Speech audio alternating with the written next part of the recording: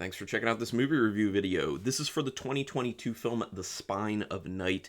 It's a Shudder exclusive and it's coming to Shudder on Thursday, March 24th.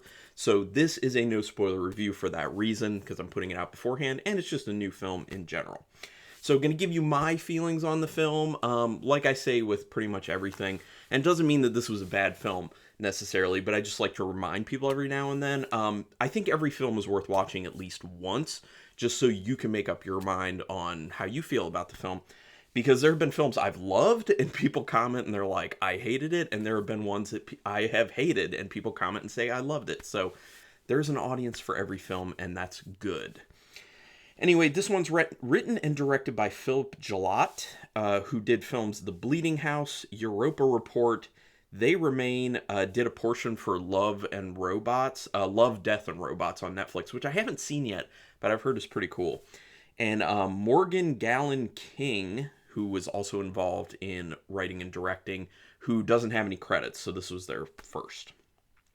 It has some big name voice acting because this is animated, just so you know. If you want to keep away from animated stuff, which, I mean, I'm good with animated stuff, but I know there are a lot of people who are not. It is an animated film, but just so you know, for all the heavy metal fans out there, it has a really strong heavy metal animation feel. And I'm not talking about the music, I'm talking about the animated film heavy metal from back in the 80s. So that's cool. Some people will really, really, really appreciate that. Some of the big names doing the voice acting, Lucy Lawless, Patton Oswalt, Joe Manganiello, and Larry Fessenden. Some good names there. And a reminder, Thursday, March 24th is when this hits. I don't want to give too much away on the synopsis because, I mean, it's pretty simplistic story-wise. It's really like this Greek mythology feeling story that's kind of like a typical good versus evil, but it kind of creates its own world and is a little bit fantasy. It's not really that much horror. There are horror elements to it, and the gore is probably like the biggest horror aspect to it. And there's just like some horrific things going on. So I wouldn't really call it horror. I'd call it more of like sci-fi mythology with a little tinge of horror to it. They do go big on the blood, though, and the kill scenes, so that is always appreciated with people like myself, and I'm sure other horror nerds out there. So at first I was watching it, I'm just like, I'm not quite sure I get why Shudder picked this up, because it's not feeling very horror. But then as it kept going and I was seeing the gore and the kills, I was just like, okay, I see. And they've had a tendency sometimes to put films on there that either totally don't fit within horror or just kind of have like a little bit. So I'm good with it. I like the animation, I will say that much. Like I said, it has a heavy metal, the movie vibe, so a lot of people will enjoy that. Felt very heavily Greek mythology-ish with its own twist and its own world being created. So some people may love that, some people may hate that. I'm in the middle on that, in my opinion.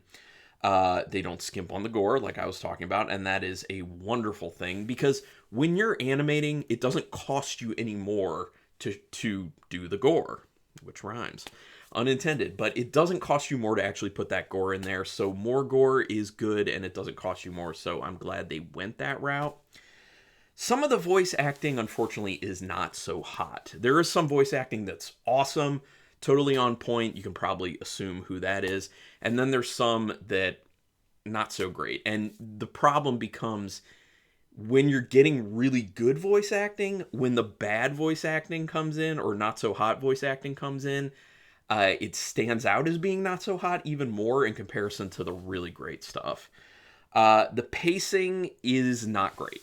The pacing at the end of the film, probably like the last 20 minutes or so, I think is really well paced. I think that this is one of those instances where it's a film that unfortunately has been stretched out a little bit to try and hit a certain runtime. I think with credits, it's like an hour and 33 minutes. It certainly does not need to be that long. There are some really long portions that really just feel like they drag, and they're too dialogue heavy, in my opinion, especially with animation, because it doesn't cost you more because you're already animating the entire film. Like, show more action, do more engaging, fun, interesting stuff, and keep the dialogue a bit more concise, because there are moments where they're kind of like rehashing the same thing through dialogue over and over again, and also just trying a little bit too much to make it too verbose in general. And it goes back to the thing that I've talked about a lot of times that people point to in writing in general, which is show don't tell. And it just ended up being a lot of telling and not as much showing as I wanted. I'm not going to say there wasn't enough showing. There was a good amount of showing, but there also were a lot of segments where they should have been showing instead of telling. So yeah, just the pacing's not great at all. But if you can get through that, which I did obviously, you get a pretty solid payoff at the end. I don't think it's like an awesome story or anything like that, because like I said, it just feels like a very typical kind of good versus evil story. But you know, it comes together relatively well, and the way it ends is pretty solid, and it's a relatively fun ride on the way there. The story really doesn't grab you that much initially, and they seem to show a lot of boring things that aren't needed for the story. Like I was talking about it being too verbose. The other thing is, there are moments where like characters are just like looking a certain way or like going somewhere or doing something that you're just like, do we actually need this in the film? Like, I really don't think we actually need this. So it goes back to what I was saying. It could have been and should have been edited down more. We don't need it at the hour and a half mark. This would have been probably way better served maybe at like the hour mark, maybe a little bit more than that. But yeah, just needs some tightening up. There is a real mix of the voice acting actually matching the animation versus not matching the animation. And it really does vary, because there are a lot of moments where it's dead on. It's like perfect. It's wonderful. And then that makes it worse for those moments where you can totally tell that it's way off. And there are, unfortunately, some of those moments where the voice acting is way, way off with the animation. I don't know what went on there. I'm sure it is tough to kind of match that stuff up. But, you know, it's a polished film, so you would hope that that type of stuff wouldn't be happening. So just something to be aware of. There are some really cool ideas here, and they're animated in very interesting ways. One of the things I like the most is towards the end of the film, there's kind of this flashback of someone like telling an old story that feels very, you know, Greek mythology-ish. And it's a pretty long segment, but the way they animated it, the way they chose to animate it was very interesting, very inspired, looked super cool. It was basically like the majority of things were kind of like black. It's like they were in shadow form in a sense. And then they just had like little bits of color added here and there. Like if it's someone like walking, like there was someone who's like all in black, like they're a shadow walking, but they have like their eyes and their teeth were white. Like it just, this very interesting stark contrast. It just looks cool. And they use some other really awesome colors, like this kind of light blue that looked really good, and this purple that looked awesome, and some pink. Very cool. So it goes back to the animation is pretty awesome. And they really do animate some interesting, fun, cool things. And it's pretty beautiful to look at a lot of times. So I am very happy with that aspect of it. They did really enjoy animating nudity into this for some reason. I don't think we needed that much. I think maybe they were going more for that heavy metal vibe, because I know that was a big thing with heavy metal, is there's a bunch of nudity in it.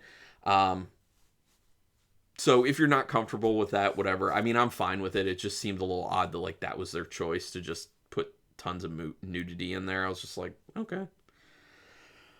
There's a cool. Oh, I already talked about that. The ending, sorry, does get pretty interesting and fun. Like I said, that's when it really picks up steam. The very beginning, it's going at a pretty decent pace for about the first 10 minutes or so, and then it starts to, you know, get weighed down by the pacing issues. But then, like the last 20 minutes or so, really picks up a lot more fun and decent payoff.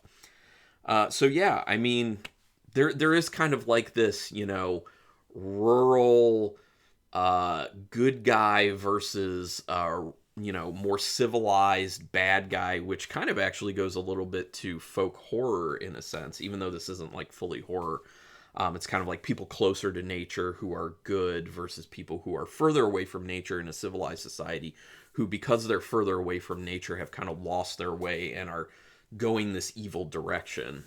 So it'll feel very familiar to some people, but it works. So out of 5 stars with half stars in play, I'm going to give it a decent 3-star rating. I was between 2.5 and 3, but I think the animation and the very end of it, that last like 20 minutes, tips me over to the 3-star. So I do recommend it if you're okay with watching, animated films like this. I think it's something different. We don't get a lot of these, so I think it's cool to support this type of stuff. So yeah, and there's plenty of decent stuff to see there. So would love to hear your opinions on this film. Go ahead and put it in the comments. Love it, hate it, in between. But don't just say that. Give me a little explanation. What do you like about it? What do you not like about it? Stuff like that. So also do me a favor. Give me a favor. Do me a favor. Hit subscribe if you haven't already. I really do appreciate it. It literally keeps me motivated. It is quick, painless, costs you no money. And that is your way to repay me if you like any video I've ever done, including this one. Also hit the notification bell button, because then you'll know when I'm putting up new videos, which I'm doing 4 a week typically. And I think that's a pretty solid amount. Regardless, thank you very much for taking your time to watch this video, and until next time, keep it brutal.